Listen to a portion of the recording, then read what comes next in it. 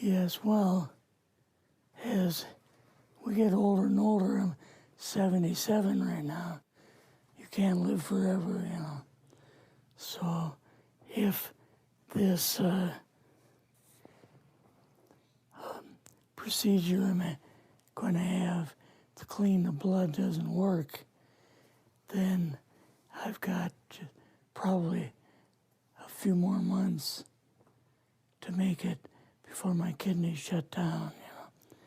So that's kind of why I'm kind of going along with the interview at this time. You're seeing that what you went through is just too important for people not to know about. Yeah. Yeah.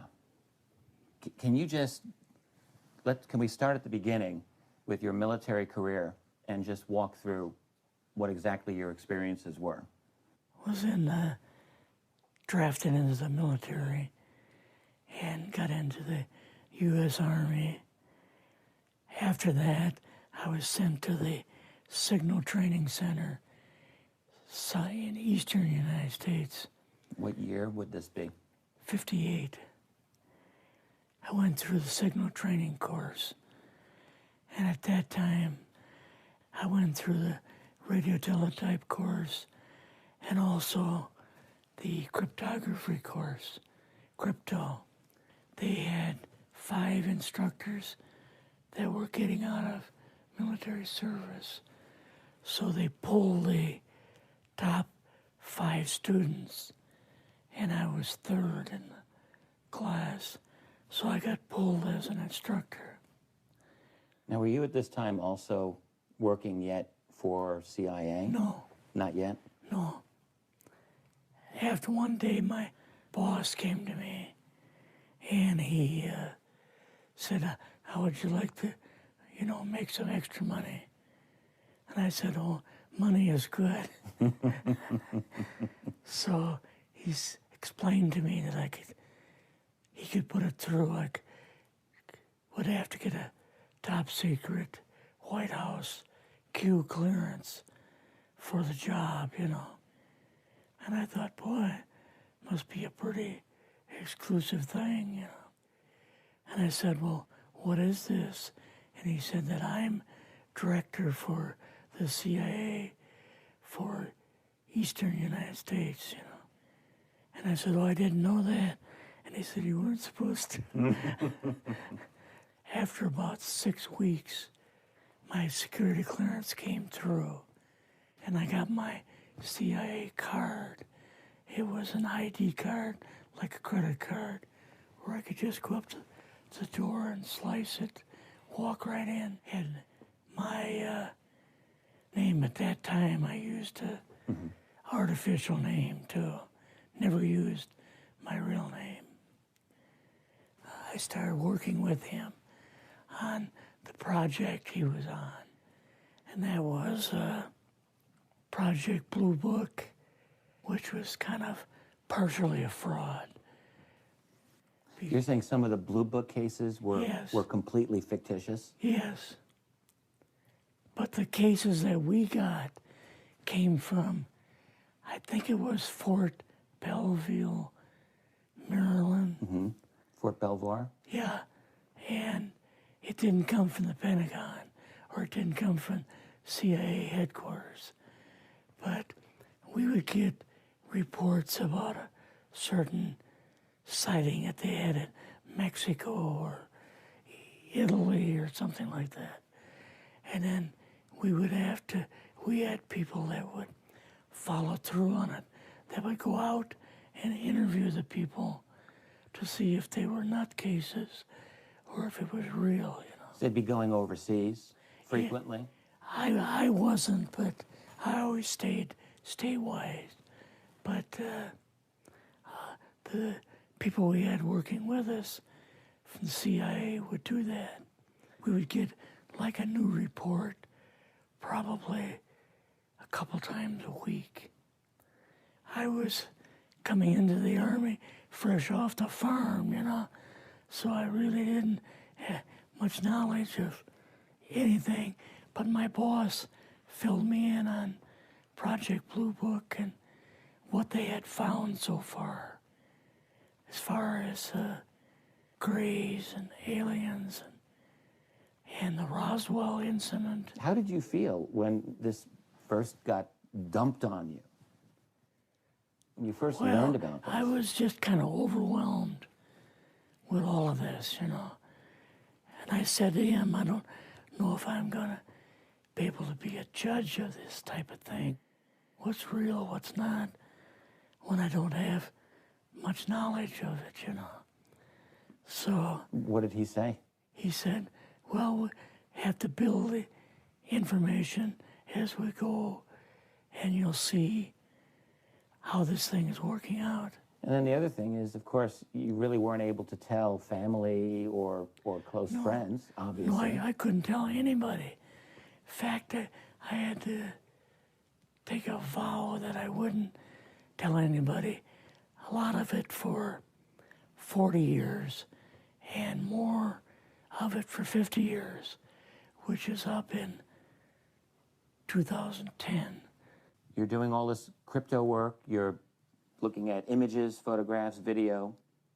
It's 1958, maybe the fall of 58. What happened after this? At that time, the Project Blue Book thing kind of went pot, you know. If you remember, back in those days, they kind of declared it as a nothing, you know. Mm-hmm. Right. And they were telling the world all UFOs are misidentifications, hoaxes, balloons, psychological issues, whatever. Yes. Yeah. So my boss came to me and he says, we've both got a new assignment. And he says, oh, I said, where are we going? Oh, he says, we're going to the Capitol. We're going to be part of the Eisenhower push. He's trying to find out something about, all about these aliens that MJ-12 was supposed to find out, but never sent back reports to him. The MJ-12, the UFO control group, were they calling it MJ-12 at that time? Yes. They called us in, went into the Oval Office, and President Eisenhower was there and Nixon, and they said, we called the people in from MJ-12 from Area 51 and S4, but they told us that the government had no jurisdiction over what they were doing. So being a general, past general, you didn't tell them to go to hell without any real good reason, you know. Mm-hmm. So he said, I want you and your boss to fly out there. I want you to give them a personal message. He says, I want you to tell them, whoever is in charge, tell them that to get in, they have this week, coming week, to get into Washington and to report to me. And if they don't, I'm going to get the First Army from Colorado, and we're going to go over, we're going to take the base over. I don't care what kind of classified material you got. We're going to rip this thing apart. Eisenhower was going to invade Area 51. Yeah, with the First Army. So you go out with your superior. Yes. You fly out. You land. What happens? Can you describe this whole process, what you saw? It took us the 13 or 15 miles south to S4 and like different garage door openings. Okay. And in these garage door openings, they had like different saucer crafts. The very first one had the Roswell craft in. It was kind of crashed up, but apparently every alien that was in it died except for a couple. So you see the Roswell craft, and what are some of the others that you see? Well, the Roswell craft was really strange because it looked like real heavy aluminum foil. We could rock next to it, and you could rock it. The whole thing probably weighed 150, 300 pounds. Could they tell what the source of power was of this craft? Yeah, it was like a reverse gravitational thing of some kind. In fact, one later on, I got the mathematical code for reversing gravity in a 3x5 card. I guess there are different types of grays and so on. How did you see that evidence? Well, at the later on at S4, we viewed the autopsy film, and then the colonel said, "What we've got in here is we're interviewing a gray alien." All right, right there. How did you feel at that moment? Well, I thought, boy, we had no idea we were going to see the real thing. All we saw was film. You had to have a little bit of heart racing at that Yes. moment. My boss was able to go in and had a partial interview with him. So what did this gray alien look like? Could you describe him a little bit? This one looked a little bit oriental. So I'm just wondering if it looked almost human, what about this didn't look human? No, it didn't look human as far as the skin tone and basically the shape of it and the size. How was its head size compared with a normal human, for example? Brain was kind of a little bit bigger. And some of the nose was very, very small. And the ears were just like holes. Mouth was very small. Now, why were they bringing you out here at all, anyway, to see an alien? What was the point? To go back and tell the president they actually had one. So he did not know at this point No, if there was an alien at S4. no. What did you do then at Area? Were you done, or did you have other things to do with Yeah, so S4? basically we were kind of done, went back to Area 51. They took us into the main building, and there we saw a U-2, which of course we didn't know existed. And